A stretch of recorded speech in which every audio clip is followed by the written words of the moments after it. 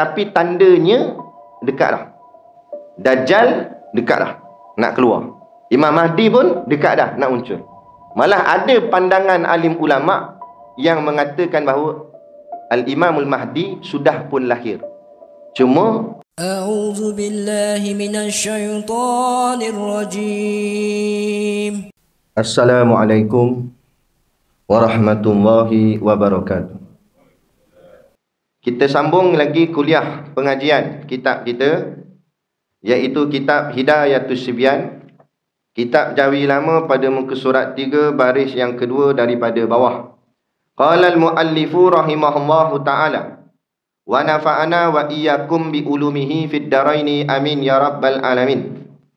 Kata pengarang kitab, keempatnya mukhalafatuhu lil hawadith, artinya bersalahan Allah Ta'ala bagi segala yang baharu ini, pada zatnya dan pada segala sifatnya dan pada segala perbuatannya. Bermula maknanya iaitu tiada menyamai akan zat Allah Ta'ala dan segala sifatnya dan segala perbuatannya oleh segala zat yang baharu ini dan segala sifat mereka itu dan segala perbuatan mereka itu. Lawannya mumathalatuhu lil hawadith, artinya bersamaan Allah Ta'ala bagi segala yang baharu ini, iaitu mustahil. Dalilnya firman Allah Ta'ala, laisa kamithlihi syai', artinya tiada suatu seumpama Allah Ta'ala. Baik, kita nak sambung ni berkenaan dengan pengajian sifat 20. Ishruna sifah, sifat Allah Ta'ala. Ini penting untuk kita benar-benar mengenali Tuhan kita yang sebenar, supaya mengesahkan akan segala ibadah kita daripada tersasar. Kerana kalau setakat sembahyang, Syiah pun sembahyang, tapi adakah sembahyangnya Syiah itu diterima oleh Allah? Sedangkan bersalahan akan akidah mereka itu dengan akidah ahli sunnah wal jamaah yang sepatutnya. Maka tak dapat tidak, setiap daripada kita wajib untuk memahami dan mengenali akan sifat-sifat Allah Ta'ala. Dengan memahami dan mengenal sifat itulah membawa kepada mengenal akan Allah Subhanahu Wa Ta'ala yang sepatutnya dan yang sebenarnya. Baik, jadi kita nak sambung ni sifat yang keempat daripada 20 sifat, daripada sifat 20 ini. Macam biasalah, untuk memahami secara tafsili, secara terperinci, kita kena bawa 5 poin, 5 perkara yang mustahak, yang mesti kita kena tahu.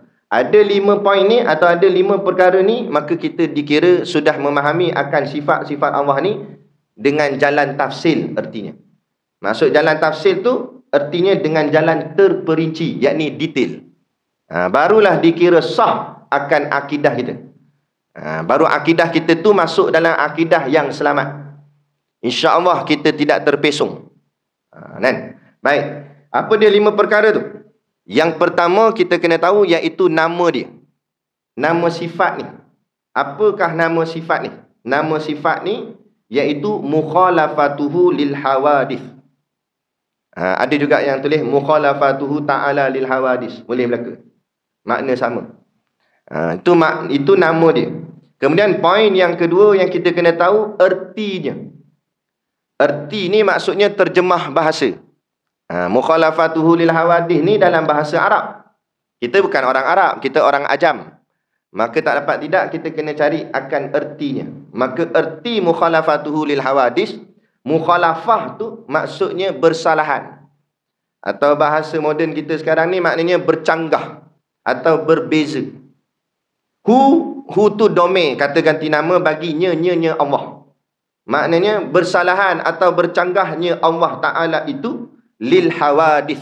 Li tu maknanya bagi. Hawadith nama lain bagi makhluk. Nama makhluk ni ada banyak. Salah satu nama makhluk itu iaitu hawadith. Dia ada banyak nama. Ada kat namanya yang biasa kita dengar ni makhluk lah, makhlukun. Kerana adanya khalik pencipta, pasti ada makhlukun yang kena cipta.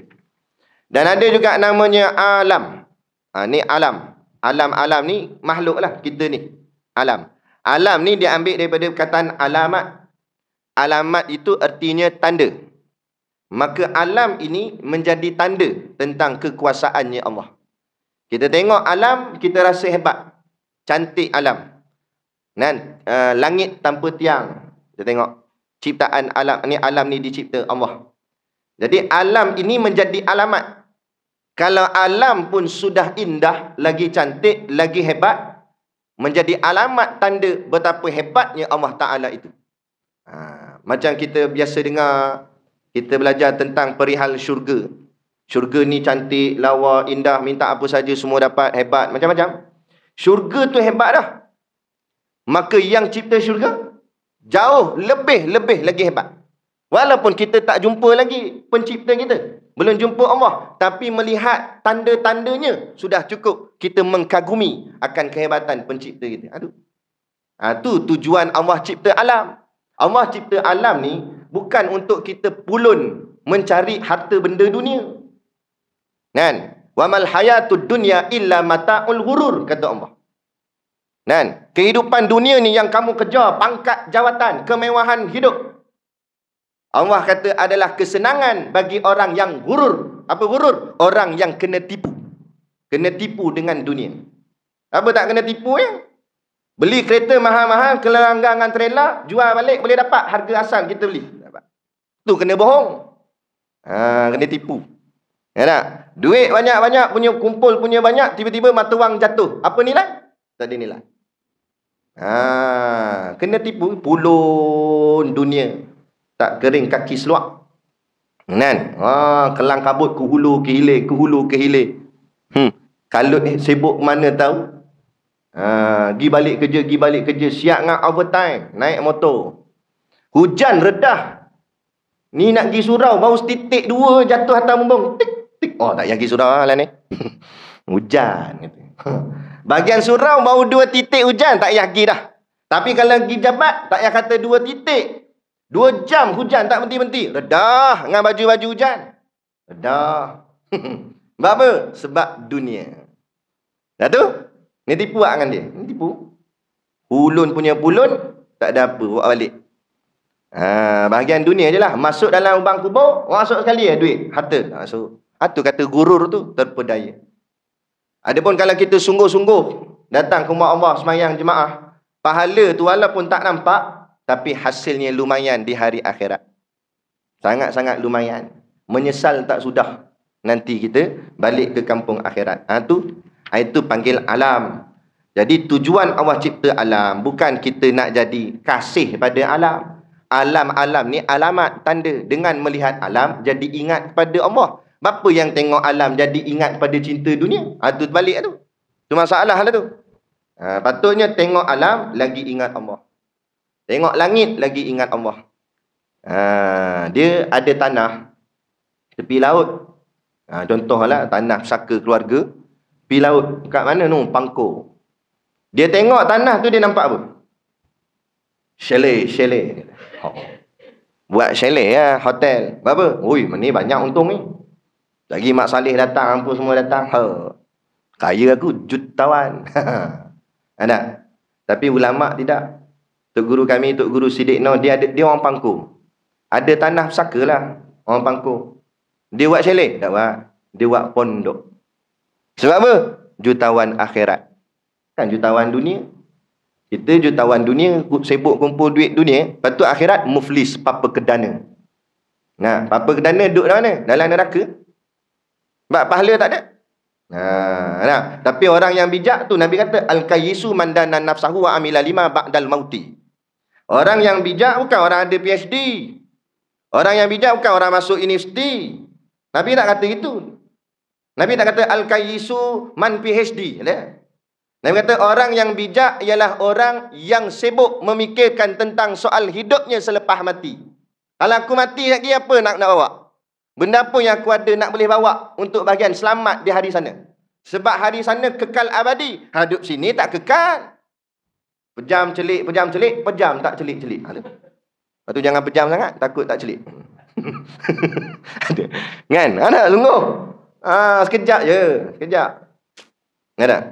Tok guru saya Allah. Bukan saya tak sok dengan dia, tapi sebab kita duduk dengan dia, hidup dengan dia, kita nampak perangai hidup dia. Orang jenis mengaji tak sama dengan orang tak mengaji. Qul hal yastawil ladzi la ya'lamuna wal ladzina la ya'lamun, kata Allah. Adakah sama orang yang ada ilmu dengan orang tak ada ilmu? Tak sama. Perihal hidup tak sama. Dan saya dulu khidmat dia, bawa dia, driver dia. Jadi selalulah bersama dengan dia, pergi kuliah mana, pergi mana, duduk dengan dia. Kadang dia punya habit, kalau telefon dia buat loudspeaker. Sebab dia tak suka nak letak kat telinga ni. Jadi dia buat loudspeaker dengar gitu, sebab sambil dia dengar orang cakap telefon, dia buat kerja dia. Kadang buka kitab ke apa, tengah telaah ke apa. Jadi kebetulan masa tu yang telefon tu isteri Tok Guru. Isteri Tok Guru muda ni. Tu tak menuntut habis lagi tu. Ada. Lepas tu isteri dia biasalah orang perempuan mengadulah kat suami. Bang ni anak ni bising lah apa. Biasalah budak-budak kan. Orang perempuan kadang dia stres. Tu mudah. Dia kata, sabar Sat. Sekejap je tu budak-budak ni. Kan? Tak lama lagi besar dah lah. Tak ada dah bising-bising dah. Hidup tenang aja, relax aja. Tak sungguh. Kan? Kita masa anak kecil sabuk kepala. Tapi bila anak dah besar rindu lah. Suasana kecil dia tu. Riuh rendah dia tu. Masa dia kecil kita marah aja, nak cubit aja. Kan tak? Tapi bila dah besar baru nak terngiang-ngiang. Sebab tu nikmatlah apa yang kita ada pada hari ini. Janganlah mengomel, janganlah komplain. Sebab kita akan menyesal di kemudian hari. Bila dah tak ada baru nak mencari. Masa ada nikmatlah. Kan? Biasalah budak-budak. Tenderlah budak-budak bising. Ada kadang setengah masjid surau dia marah bawa budak-budak. Kata bising. Tenderlah budak-budak bising. Yang pelik kalau bapak budak yang bising. Bapak budak main Ultraman ceng-ceng. Tu pelik. Tapi kalau budak nak pelik mana? Tu imam nak marah. Padahal tu imam masa kecil lebih teruk daripada budak tu. Terjun kolah ke apa. Biasalah kita semua pun pernah budak. Tapi yang pentingnya kita nak didikan suasana biar dia biasa dengan suasana masjid surau. Budak-budak ni dia apa dia lihat, itu yang dia belajar. Kadang-kadang kita tak ajar sangat anak-anak kita ni. Tapi dia tengok mak ayah dia semayang, lama-lama dia ikut. Allahu Akbar. Allahu Akbar. Walaupun semayang dia tu main-main lagi, memanglah budak-budak. Dan duduk sujud tengok muka kita. Ada. Biasalah tu budak-budak. Tapi dia tengok, dia ikut. Dia tengok, dia ikut. Kita tunjukkan yang baik-baik ni lah. Surah masjid, tunjuk semayang, tunjuk kuliah, tunjuk berzikir. Nama dia ikut lah. Kan? Tapi kita tak. Masjid surah tak bawa. Kita bawa pergi mana? Tu sawai piramid. Dia tengok singa depan. Dia sonok lah. Tengok muka Firaun. Ada. Dalam sawai piramid tu kan ada Firaun. Dia jadi sonok situ. Lepas tu bila dah besar, dia ke arah situ. Ke arah benda-benda tak elok. Hiburan-hiburan. Lepas tu kita nak garu kepala kat mana dah? Nak garu pun rambut tak ada dah garu. Pening lah anak ni. Nak pening apa? Dari kecil dah didik gitu. Nak macam mana? Gitu. Jadi jadikan ni alam ni, jangan nampak alam ni untuk keseronokan dunia, tapi jadikan alam ini sebagai alamat untuk kita semakin ingat kepada Allah. Gitu nama dia alam, makhluk ni. Lagi nama makhluk mungkin. Lagi nama makhluk namanya mungkin. Mungkin ni maksudnya mungkin lah. Mungkin ada, mungkin tak ada. Dia macam tu. Barang mungkin. Kita ni mungkin. Mungkin ni pula ulama' bahagikan pula. Ada 4 jenis mungkin. Ulama' kaji sungguh. Itulah namanya ulama'. Mungkin ni ada 4 jenis, kata dia. Iaitu yang pertama namanya mungkin maujud ba'dal adam. Maksud mungkin maujud ba'dal adam, sesuatu yang ada selepas tak ada. Dulu dia tak ada, sekarang baru ada. Siapa? Kita lah. Kita mungkin maujud ba'dal adam.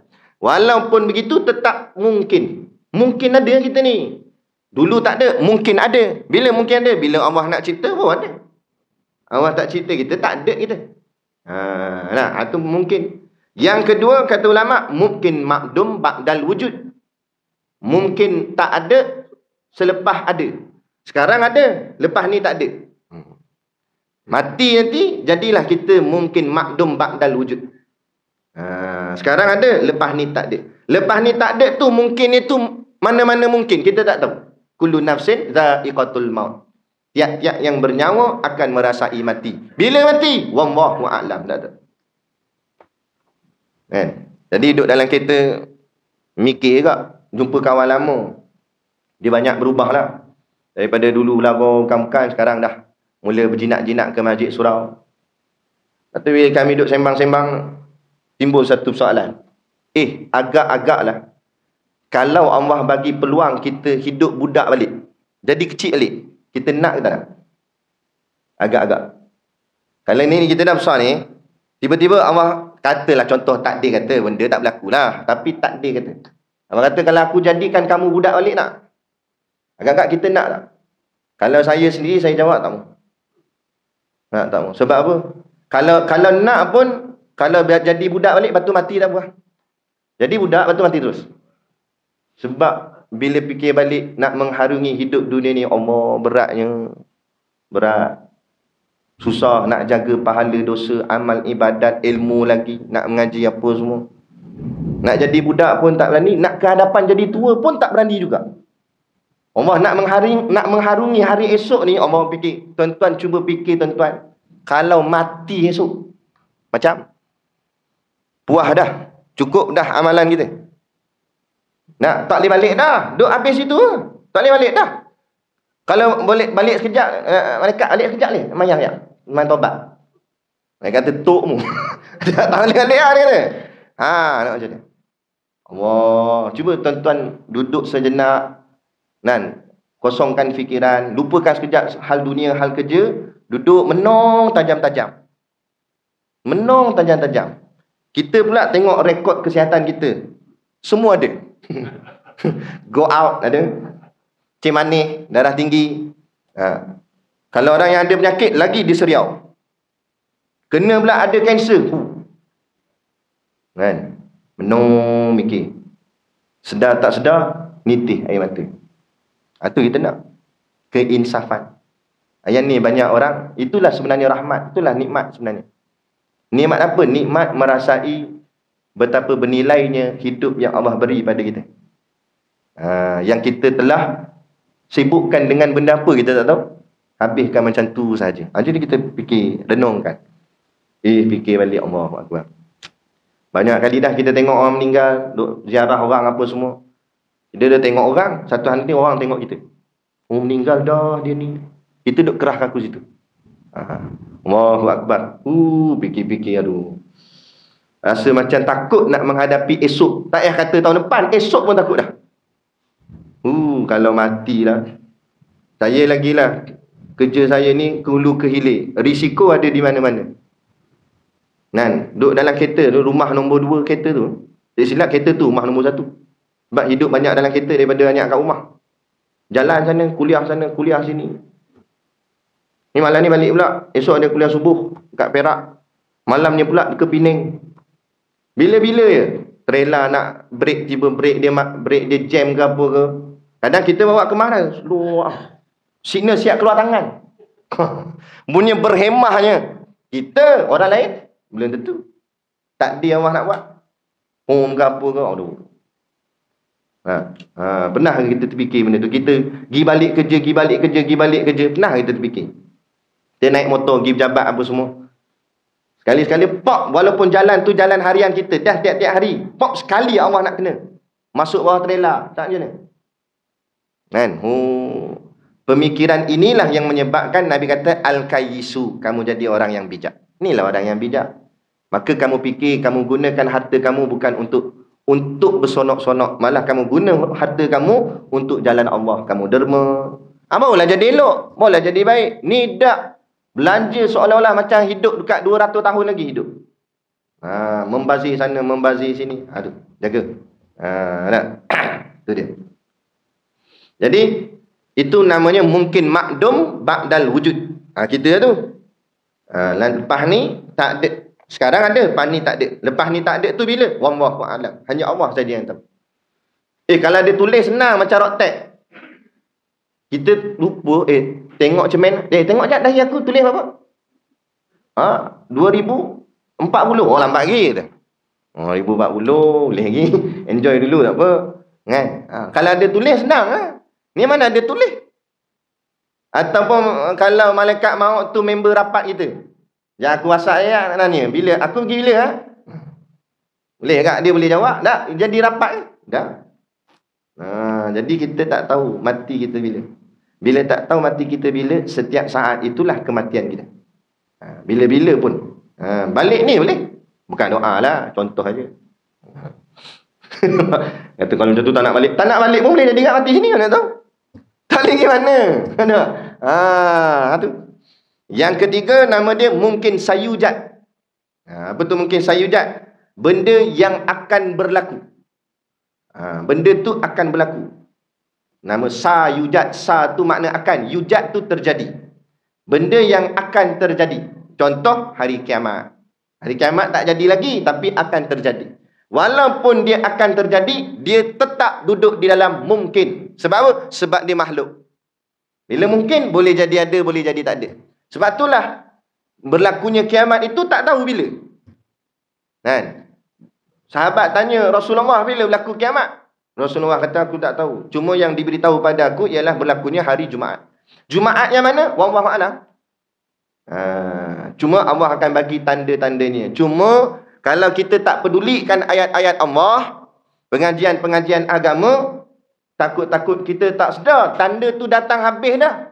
Tapi kita ingat jauh lagi. Kita ingat nak milenium lagi, tunggu kereta terbang.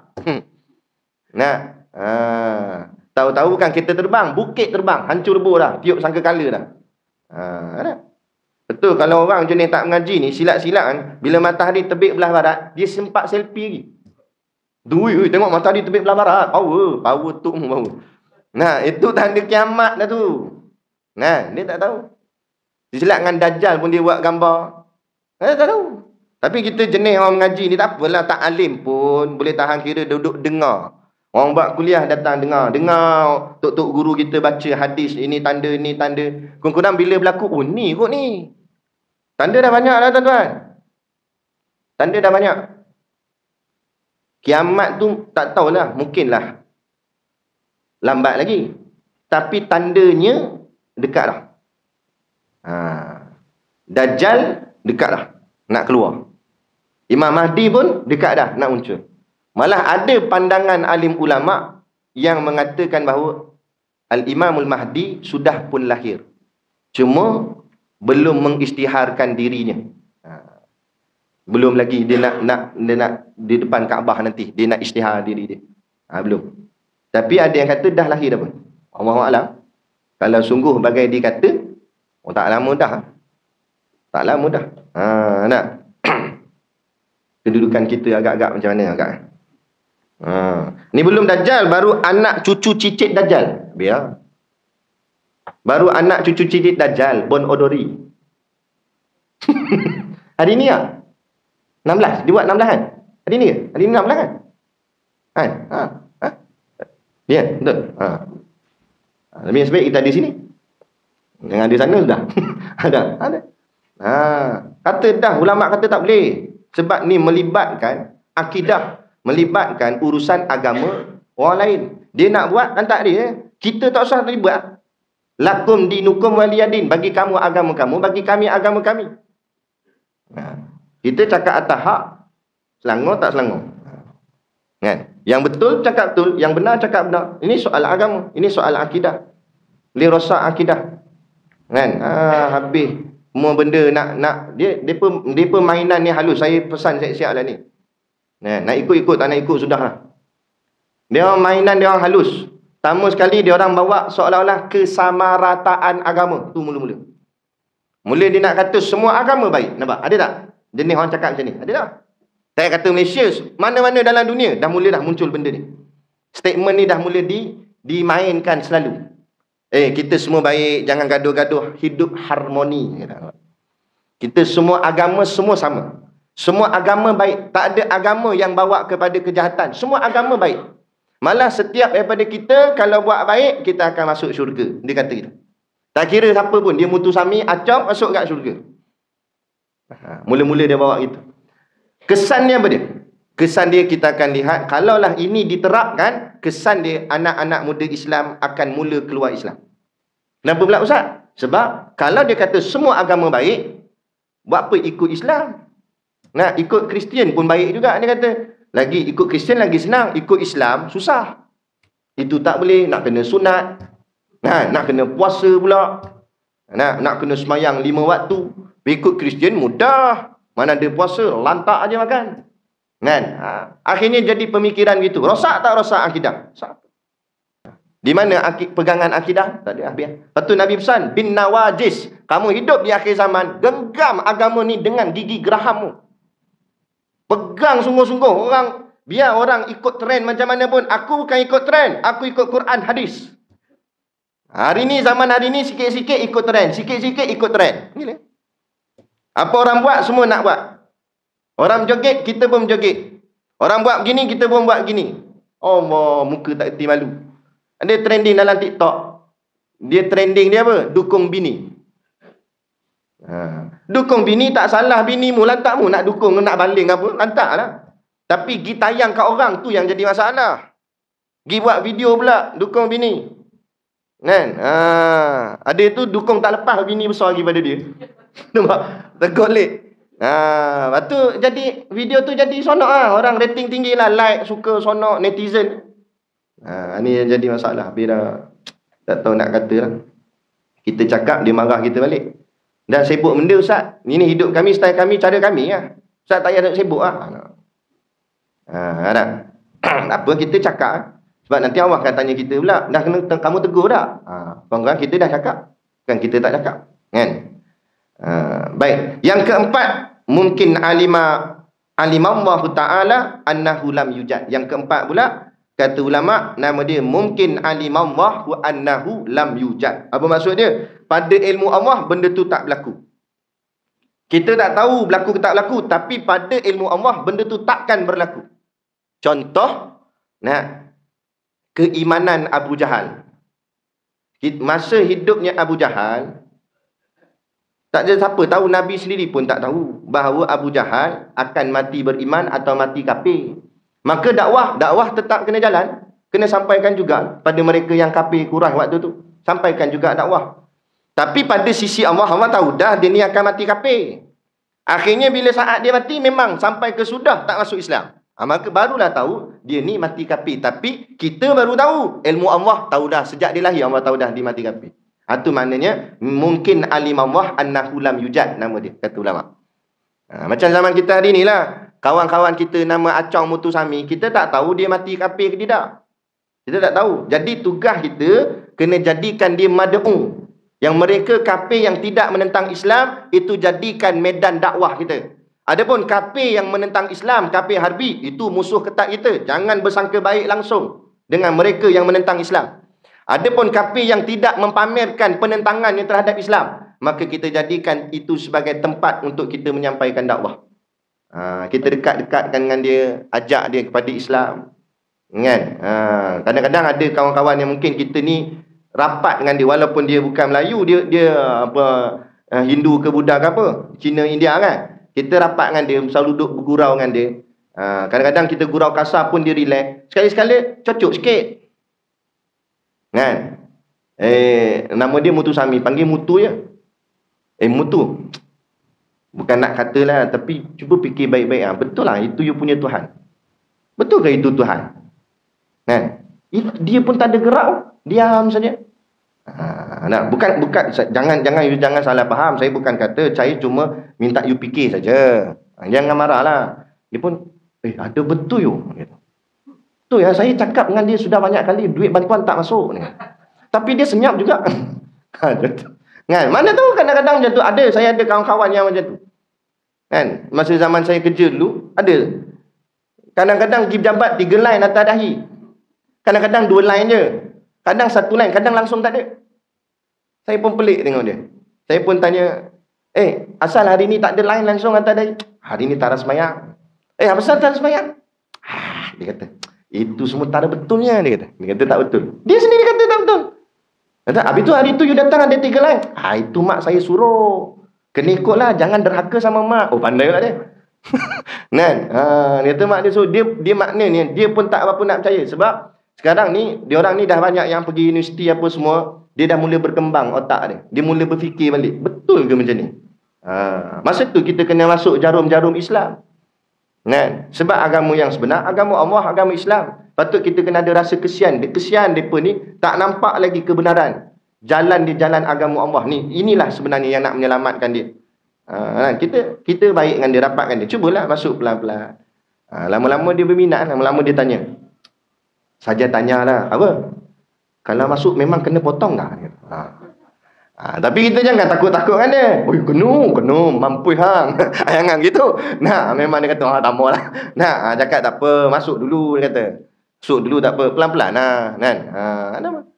Bagi yang penting dia masuk dulu. Lepas tu kadang-kadang orang kita ni masalah tak? Ada orang bila nak masuk Islam, dia suruh tahan. Nanti minggu depan kita pergi jabatan agama. Kalau tak dan sampai minggu depan dia meninggal, siapa nak tanggung? Mati dia dalam keadaan kafir lagi. Siapa nak tanggung?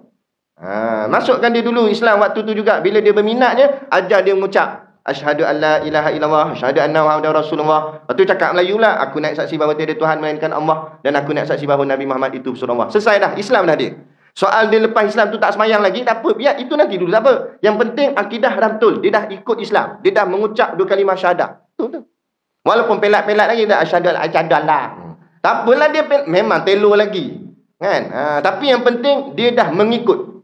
Tu nak bagi selamat dulu. Lepas tu minggu depan bawa pergi bawa jabat agama. Cerita kat jabat agama gini lah. Lepas tu nanti letak dah kat perkim ke mana ke untuk belajar agama. Yang penting kita dah selesai selamatkan akidah dia. Ini penting. Sebab tu selagi mana kita tak tahu matinya sebagai kafir, tugas dakwah kena terus berjalan. Sehinggalah terang-terang memang dia lah kali mati, akhirnya mati tak masuk Islam, mati kafir. Baru jelas orang ni dalam ilmu Allah memang dah tertulis matinya kafir. Tapi kita tak tahu. Sebab tu kita tak boleh orang kafir ni, dia tu kafir memang selama-lama kafir. Belum tentu. Silat-silat dia masuk Islam, hang pula terbalik jadi kafir. Sebab tu kita tak boleh, kita tak tahu ilmu Allah, Allah yang lebih tahu. Tapi kalau dah mati gak, mana tahu nanti dia hidup balik jadi Islam. Aduh pula dah mati dah kan. Mati tu terang lah dia kafir kan. Tu jangan sangka baik pula kawan tu dah mati dah. Habis dah lah. Tu namanya mungkin. Nama tu mungkin. Baik, lagi nama makhluk selain tu hadis. Hadis ni maknanya baharu, yakni sifatnya berubah-ubah. Kejap macam ni, kejap macam ni. Itu memang sifat manusia. Sifat makhluk, itulah sifat dia, berubah-ubah. Nak tengok siang berubah malam, malam berubah siang, muda berubah tua, tua berubah, bukan muda balik, mati. Kalau tua berubah muda balik, bagus kan? Mati. Berubah, sentiasa berubah. Baik berubah jahat, jahat berubah baik. Ada. Kaya berubah miskin, miskin berubah kaya. Semua berubah, itulah hidup. Itulah namanya hadis, iaitu baharu, yakni berubah-ubah. Kalau ramai hadis tu, maka barulah jadi jamak, namanya hawadis. Itulah nama pada sifat ni, hawadis, yakni makhluk-makhluk yang bersifat dengan sifat baharu, nama dia. Boleh nak? Baik. Kemudian dia kata apa lagi? Itu baru makna artinya bersalahan atau bercanggah Allah Ta'ala, maka bagi segala yang baharu. Baharu ni maknanya berubah-ubah, yakni sifatnya sifat makhluk ini. Iaitu tak sama tu dari apa? Dari 3 perkara.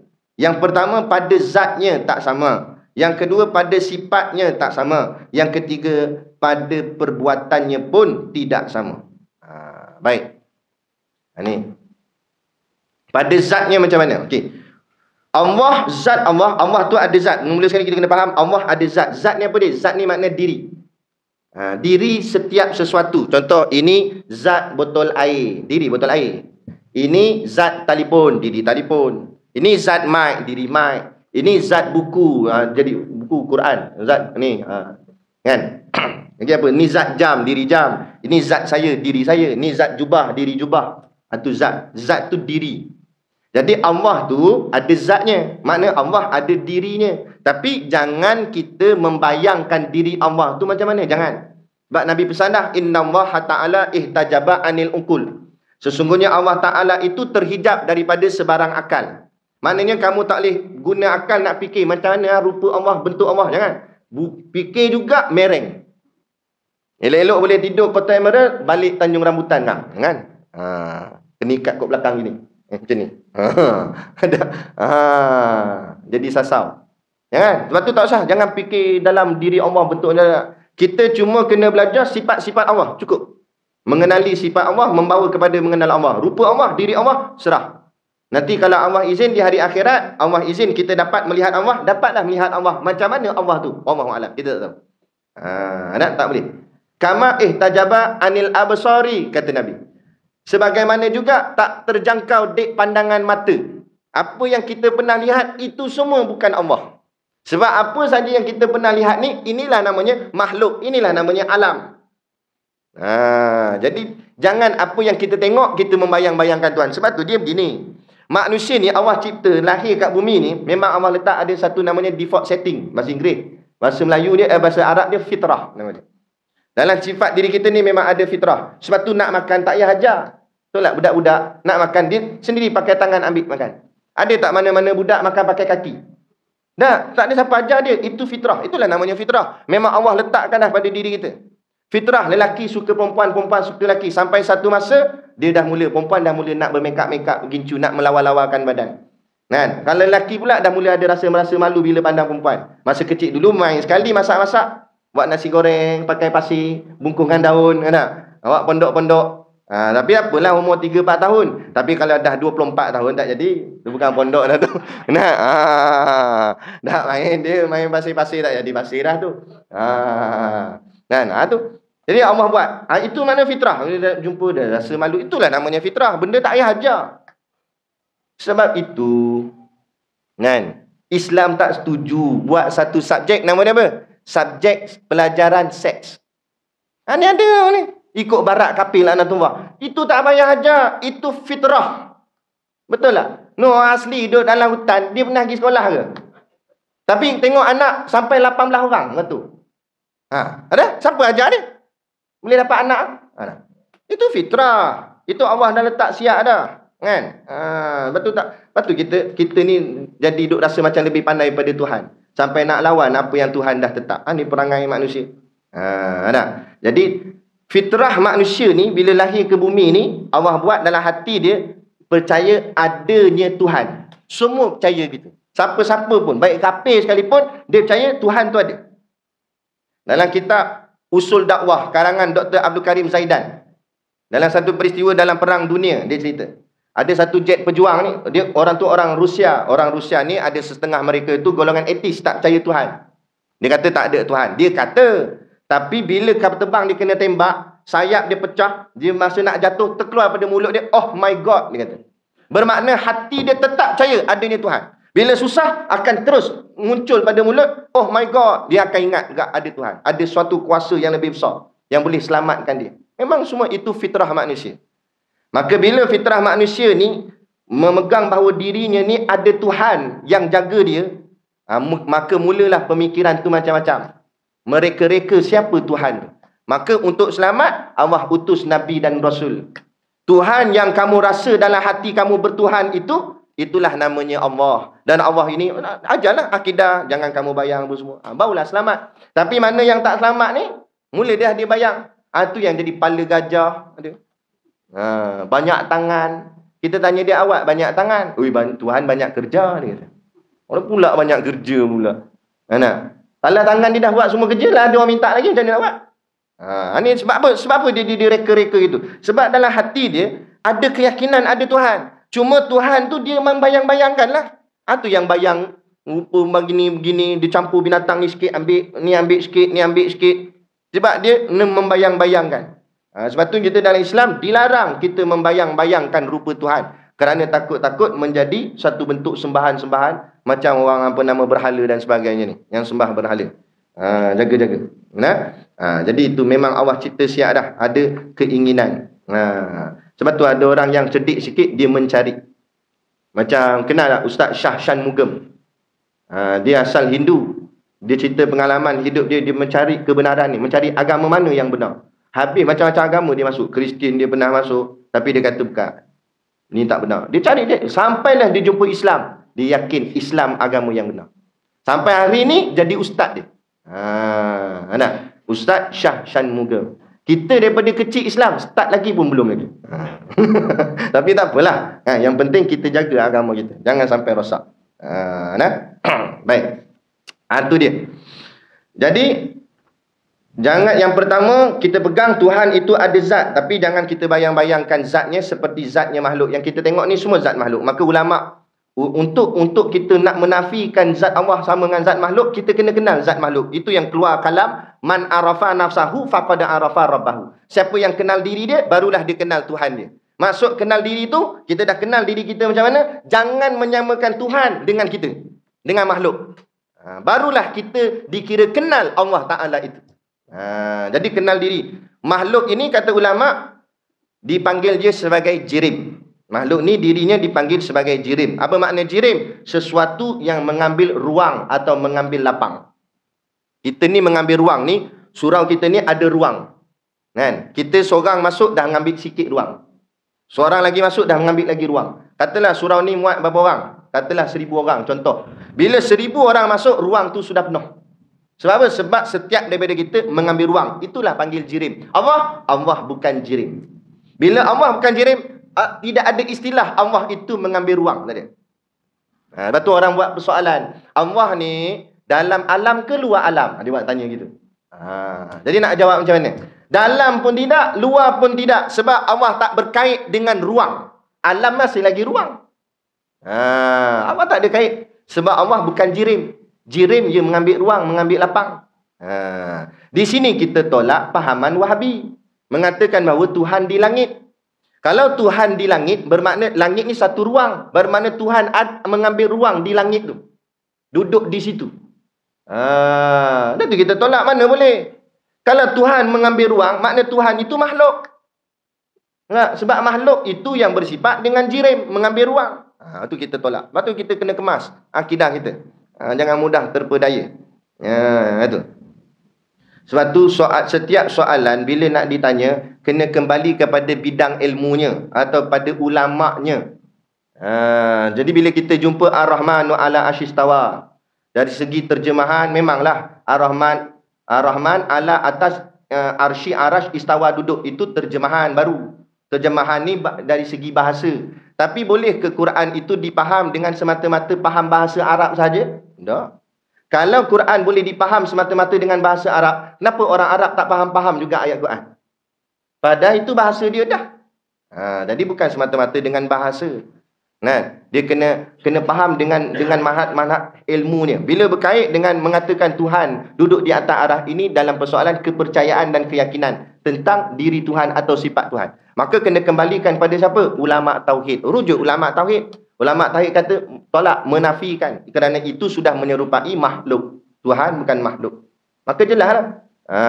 Ada. Lepas tu tak boleh kita memandai-mandai. Kena ikut alim-alim ulama. Ada. Kemudian daripada jirim ni pula ulama pecah dua. Makhluk ni. Sebab ada dua jenis makhluk. Satu makhluk yang bernama jisim. Satu lagi nama makhluk tu jauharu fardi. Jauharu fardin. Tahu jauharu frid. Kadang orang mengaji pondok sebut itu. Jauharu fardin. Satu-satu kita pergi. Jauharu fardin ni apa dia? Sesuatu yang tak boleh dibahagi-bahagi dah sebab terlalu kecil. Contoh atom, nukleus, proton, neutron. Bukan proton kereta tu. Proton sains tu. Proton, neutron, elektron lah. Macam-macam tu lah. Benda-benda tron-tron lah. Megatron. Macam benda-benda tu. Dia benda yang terlampau halus kecil. Sehingga tak boleh dipisah-pisahkan. Itu namanya jauharu fardin. Itu pun makhluk lagi. Itu namanya makhluk. Satu lagi makhluk yang boleh dipecah-pecahkan. Itu namanya makhluk yang bernama jisim. Jisim ni macam mana? Macam kita ni. Kita boleh tak dibahagi dua? Boleh? Tak percaya try balik ni potong. Boleh bagi dua? Boleh? Boleh bagi dua. Boleh berpisah. Tapi kalau yang tadi tu atom tadi dia terlampau kecil. Tak boleh nak pisah lah. Tapi yang macam kita ni, jenis makhluk besar ni, dia berjisim nama dia. Jisim ni maknanya boleh dipecah-pecahkan.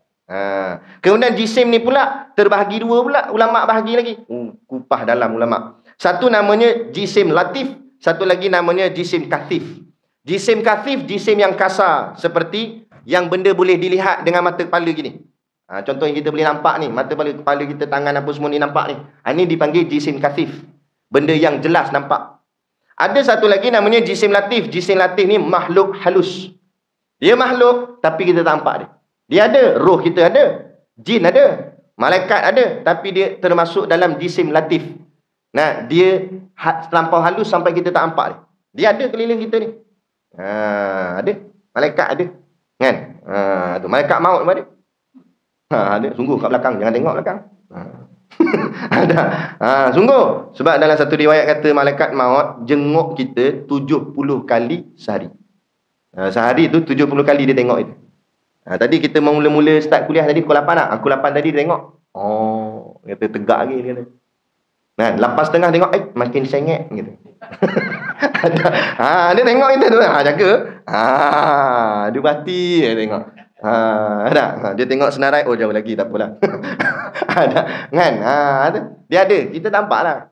Kalau kita nampak, arwah dah kita. Kan? Gitu. Itu zat makhluk. Jadi kita cerita zat makhluk tadi ni semua, jangan kita samakan dengan zat Allah. Maknanya zat Allah bukan jisim kasif, bukan jisim latif, bukan jauharu fardin. Allah bukan macam diri kita ni, Allah bukan macam malaikat, makhluk gaib, bukan macam jin, Allah juga bukan macam atom, nukleus ke apa. Kan? Allah bukan jirim, Allah bukan makhluk. Itu tujuan. Jadi bila tolak semua ni, macam mana Allah? Wallahu a'lam. Selesai. Selesailah tu. Dia kata, ustaz ni tak erti ni, sebab tu dia jawab orang alam. Nak erti sangat ikut ayah pin. Sampai situ jawapan kita. Mana boleh lebih dah. Sampai situ je. Makna kemah dah tu. Okey, dah tu akidah. Jaga situ je. Bagi maintain sudah.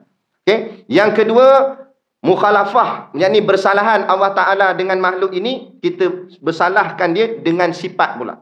Tadi baru zat, ni sifat. Sifat Allah dengan sifat makhluk tidak sama. Sifat makhluk ni dia ada 4 yang paling besar, dia punya main dia.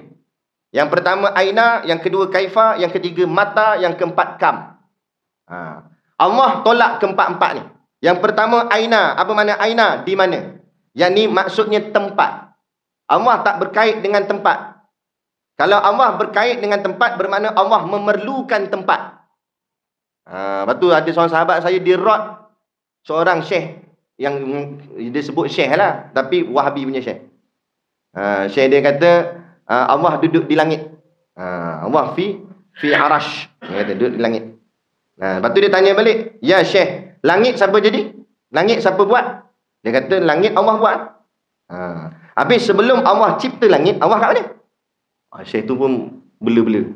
Allah fi hawa, dia kata. Allah duduk di udara. Pula dah udara. Dia tanya pula, udara tu makhluk ke apa? Udara makhluk, kata Syekh ni. Jadi sebelum Allah cipta udara, Allah duduk sana. Syekh dia pun pinga-pinga, jangan banyak tanya, dia kata. Dia tak lepas. Itu akidah yang salah. Kita dah, Allah tak memerlukan makhluk. Makhluk yang memerlukan Allah. Allah tak memerlukan tempat. Tempat tu makhluk. Ada langit ke apa ke tu semua makhluk. Jadi Allah tak berkait dengan aina, yakni tempat, tak berkait. Dan Allah tak berkait dengan 6 arah. Di atas, di bawah, di kanan, di kiri, di depan, di belakang. Sama ada kita yang berpihak pada Allah atau Allah berpihak pada kita. Contoh, saya di hadapan Allah. Tak betul, tak boleh. Saya di bawah Allah. Saya di kanan Allah. Atau Allah di kanan saya. Tak boleh. Ini semua ayat-ayat, kata-kata yang boleh menyesatkan. Habis itu kita jumpa ayat Quran atau jumpa hadis, kamu akan dihadapkan di hadapan Allah. Maksud dihadap tu bukan maksud kita duduk depan Allah di sini. Itu masih bertempat lagi. Mana Allah tempat ni, sini, kita sini. Tak. Habis maksud dihadapkan di hadapan Allah, maknanya kita diadili oleh Allah. Macam mana? Wallahu a'lam. Tak tahu. Sampai situ je lah. Sudah. Jangan pergi lebih. Sampai situ je. Cukup. Amantu billah. Aku beriman pada Allah.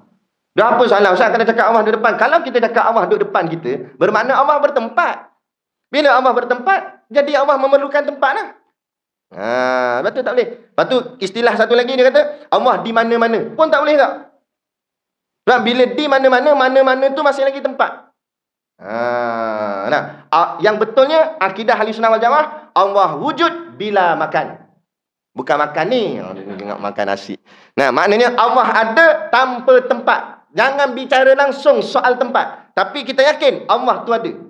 Kan kata, okey, kalau Allah ada mana? Mana tanpa tempat? Tak ada mana-mana. Sebab Allah tanpa tempat. Tapi Allah ada. Ada. Itu dia kata, mana boleh terima akal? Ada tapi tak tahu kat mana. Loh, awaknya. Kita ambil gula. Gula dalam gula tu ada apa? Dalam gula. Ada manis. Tapi mana manis tu? Atas gula ke? Bawah gula ke? Kanan gula ke? Kiri gula ke? Tengah-tengah gula ke? Kita tahu? Mana? Kita ambil gula tadi, campur dalam teh air. Dalam air teh kita. Kita berminum, manis. Kita tanya dia, mana manis? Dalam air? Tak ni lah, mana? Tepi air ke? Kanan air ke? Kali kawan tu pengang, jiruh air kat muka itu. Kata, mana? Aku tahu. Dia kata, tapi ada dalam ni. Tu. Kalau itu pun boleh tak nampak di mana dia, apatah lagi Allah. Tapi situ ada tempat lagi manis tu. Dia tak sama dengan Allah. Sebab manis tu walaupun tak tahu kat mana, tapi dia ada dalam air. Allah dalam air ke luar air ke mana, tak ada kaitan dengan tempat. Kemah elok-elok akidah ahli sunnah wal jamaah. Jaga tu. Ni kita ni berada di akhir zaman ni, macam-macam orang duk pusing-pusing kita. Dia nak kelirukan kita. Jaga. Kemah pegang kemah, Allah tak bertempat, tak berarah. Sebab semua tu masih lagi menunjuk kepada makhlukun. Okey. Baik. Yang kedua, kaifa. Kaifa ni maknanya bagaimana. Bagaimana dari segi apa? Contoh dari segi saiz. Allah tu besar ke kecil ke? Tak ada. Sebab apa? Sebab sesuatu besar kecil itu dengan bandingan. Macam mana kita tahu sesuatu itu besar? Sebab ada satu yang kecil, baru dikatakan ini besar, ini kecil. Jadi kalau Allah tu ada bandingan, bermakna mana boleh. Kan? Jadi Allah tak berkait dengan saiz. Habis kata Allah maha besar, bukan maksud maha besar tu Allah besar je lagi dibayang gemuk ke macam mana. Nak gemuk tu kita. Kan? Jadi maksud maha besar tu besar segala darjat, tak ada siapa lebih besar daripada Allah. Raja besar mana pun pangkat dia, Allah besar lagi. Tu maksud itu. Bukan maksud besar tu saiz. Keagungannya, kemuliaannya, kebesaran tu. Itu maksud besar. Bukan maksud ni. Contoh Allahu A'la, Allah yang maha tinggi. Dia faham tinggi, tak lepas kau masuk bumbung ni. Ngarut apa ni? Bukan maksud tinggi dengan dirinya tu tinggi, bukan. Maksud maha tinggi, kedudukannya yang tertinggi. Maknanya kamu jawatan tinggi mana pun, Allah lagi tinggi kedudukannya. Lagi berkuasa atas kamu. Tak usah sombong lah, tak usah belagak lah. Kamu jadi ketua negara tinggi dah tu. Allah bukan sakat ketua negara, alam ni dia punya. Dengan negara-negara, dengan hang-hang dia punya. Itu maksud Allah maha tinggi. Bukan maksud tinggi ni. Macam kita kat lah, kita sebut nama pimpinan tertinggi kita akan datang ziarah surau kita. Orang kata, Hasan, kenapa hang nampak pening? Pening pimpinan kita semua tinggi-tinggi, macam mana nak masuk? Tu kepala otak dia tak faham tu. Bila sebut pimpinan tertinggi, bukan maksud jasad dia semua tinggi-tinggi. Nak cerita jawatan dia semua orang tinggi-tinggi. Jawatan tinggi-tinggi. Bukan badan pendek je, silap pendek pada kita. Tapi jawatan dia tu tinggi. Dan lagi kaifa dengan makna perbuatan. Allah ada perbuatan, tapi jangan faham perbuatan macam perbuatan makhluk. Bergerak ni perbuatan makhluk, diam pun perbuatan makhluk. Allah bergerak pun tidak, diam pun tidak. Macam mana fikir? Boleh terima tak? Bergerak tidak, diam pun tidak. Macam mana? Bergerak tidak, diam tidak. Itulah Allah. Tak boleh fikir dah kita. Itu Nabi kata, ihtajaba anil ukul. Tak boleh dipikir dengan akal. Itulah Allah. Sebab kalau bergerak tu makhluk. Diam pun makhluk. Bergerak ni maknanya dari satu tempat ke satu tempat. Makhluk lah tu. Berhajat pada tempat. Diam pun mesti berhajat pada tempat dia diam. Jadi itu pun makhluk juga. Allah dah. Bergerak tidak, diam tidak. Lagi Allah tidak berwarna. Jangan juga tidak berwarna. Lagi kalau tidak berwarna dia kata lut sinar pula. Lut sinar pun bukan. Habis macam mana? Allah Alam. Sebab warna-warna masih lagi sifat makhluk. Ni semua ada warna sifat makhluk. Ada. Yang seterusnya lagi, Allah berkeadaan. Keadaan macam mana? Contoh muda, tua, sejuk, panas. Ada malam-malam Allah sejuk juga dia. Merepek apa hang. Mengarut itu. Muda, tua. Allah dulu muda lah ni. Koi tua dah. Ada koi tua kita. Ke Allah tak ada kaitan dengan usia, tak ada umur. Tak ada kait dengan angka, nombor dan sebagainya. Mata yang ketiga iaitu masa. Allah tak ada kait dengan dahulu, sekarang, akan datang, bila-bila, tak ada. Dahulu, sekarang, apa semua ni kita tak tahu lagi kiamat bila nak jadi, macam mana jadi, siapa masuk syurga, siapa masuk neraka, kita tak tahu. Allah tahu belaka dah. Allah tahu ni dalam surau ni siapa dia ahli syurga, siapa dia ahli neraka. Allah tahu dah. Semua dalam ilmu Allah dah. Yang terakhir, yang keempat, kam ni maknanya beberapa. Diri Allah itu jangan kita faham sifatnya itu atau dirinya itu terdiri daripada beberapa, yakni ada roh, ada tisu, ada daging kan. Itu semua merosakkan. Kan? Jadi Allah ni tidak begitu. Jangan faham senang mudahnya kesimpulan kita, pengajian kita malam ni, jangan menyamakan Tuhan dengan makhluk. Jadi apa yang ada pada makhluk tidak ada pada Allah. Sebab makhluk ni sifatnya lemah. Kan? Maka Allah sesekali tidak memiliki sifat makhluk, yakni sifat yang lemah tu tadi. Ada. Tengok kita melihat. Kita bukan melihat sebenarnya, tapi kita diizin lihat. Kalau kita melihat, kata ulama, kalau kita guna perkataan melihat, dari segi hakikat lah. Kalau kita ni melihat, maknanya kita boleh lihat apa kita nak lihat. Tapi boleh kita nak lihat apa kita nak lihat? Pening ke ayat tu. Kita tak boleh lihat apa yang kita nak lihat. Kita cuma boleh lihat apa yang diizin lihat. Allah izin kita lihat ni, ni apa tengok ni. Roh kita sendiri kita tak nampak dah. Sebab apa? Sebab Allah tak izin. Tapi kadang-kadang ada Allah buka hijab dia boleh nampak ke? Itu sebab Allah izin. Ada. Ada macam-macam. Ada orang dia nak cabut bulu mata dia. Kadang-kadang nak boleh tengok alam ghaib, alam batin. Tak ada kerja elok-elok ada bulu mata pergi cabut. Jadi nampak sungguh terkejut. Tak makan, tak lalu makan nasi. Apa tahu? Baru nak makan tengkorak di depan. Tak mampu kita. Ni Allah buat gini, okey dah lah. Tu sebab tu ini satu nikmat. Allah hijabkan kita ni nikmat. Kerana kata Nabi, kalau Allah tak hijabkan pendengaran kita, nescaya kita dengar dalam kubur sedang menjerit-jerit. Kalau dengar orang dalam kubur menjerit, tak lalu makan nasi. Baru nak makan, wah, menjerit. Aduh, sakit. Tak lalu makan dah, aduh, dengar kawan tu menjerit. Kan? Tak boleh. Lepas tu Allah hijab. Ni gatai pergi dengar juga. Dia letak mic dalam kubur. Tak usah ni lah. Yakin sudah, percaya. Kan? Tak ada kerja. Nah, kita belajar begini je. Bukan nak sampai mencari-cari. Ni kadang ada dia cari hantu. Ni lagi mengarut ni, geng cari hantu. Kan? Hantu tu elok dah, dia tak kacau orang. Dia duduk rumah yang tak ada orang dah. Dia cari rumah tak ada orang, rumah tu kosong, dia duduk situ. Dia duduk dengan keluarga dia, makan minum, tengok TV dia. Aman je. Tiba-tiba datang geng ni, geng cari hantu ni. Kacau masuk rumah dia. Tak dia marah. Tu dia marah. Kita dah tengah elok-elok duduk kat rumah, orang datang kacau rumah kita. Marah kita. Marah. Jadi siapa kacau siapa ni? Hantu kacau orang ke orang kacau hantu? Tu kata orang Melayu ni berani sungguh. Orang lain semua takut hantu, dia bela hantu Melayu. Orang putih pun terkejut. Sampai bela. Buat binatang peliharaan. Orang lain bela arnab, dia bela hantu. Hantu raya. Tu pelik manusia. Jadi ini mukhalafahkan sifat. Tak sama. Mukhalafahkan lagi perbuatan Allah dengan perbuatan makhluk. Perbuatan Allah dengan perbuatan makhluk tak sama. Allah cabar manusia. Kalau betul kamu pandai sangat, hebat sangat, kamu buat sebelah sayap nyamuk. Buat tengok. Allah tak suruh buat kepak besar. Allah kata nyamuk halus. Betul Allah bukan suruh buat dua-dua belah. Allah kata sebelah saja. Sebelah sayap nyamuk. Buat tengok. 14 kali PhD pun tak boleh buat. Tak boleh. Pening dia. Pening. Tak boleh buat. Sebelah sayap nyamuk.